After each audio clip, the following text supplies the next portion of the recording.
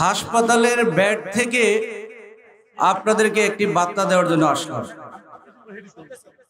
আপনারা জানেন যে 29 তারিখে বিপি নুরুল হক নূর সাহেব এবং গণ অধিকার পরিষদের নেতাকর্মীরা একটি সাংবাদিক সম্মেলন করার জন্য প্রস্তুতি নিয়েছিল। হঠাৎ করে বিপি নুরুল হক নূরকে মেরে ফেলার জন্য প্রায় 60 থেকে 70 জন সেনাবাহিনী তাকে লাঠি দিয়ে এলোপাতাড়ি আঘাত করলো। আমি বিপি নূর ভাইয়ের সামনে ছিলাম।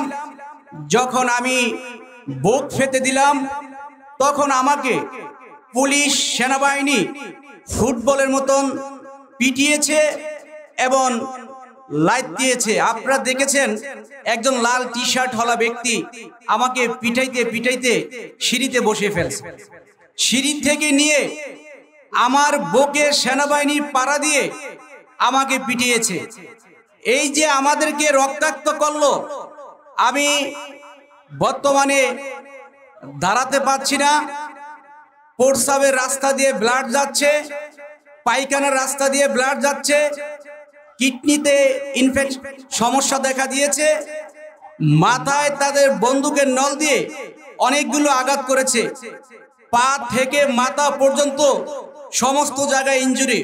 তা একটি কথা বলতে চাই, যারা উপদেষ্টা হয়েছে, যদি আমরা রক্ত না দিতাম, গুলি না খেতাম, জেলে না যেতাম, তারা তো উপদেষ্টা দূরের কথা একজন মেম্বারই হওয়ার যোগ্যতা রাখে না।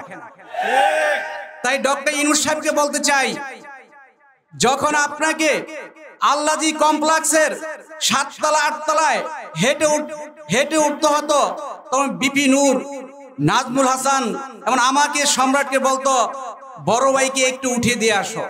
কাঁধে করে ডক্টর ইউনূস সাহেবকে আমরা 7 তলা 8 তলায় উঠাতাম।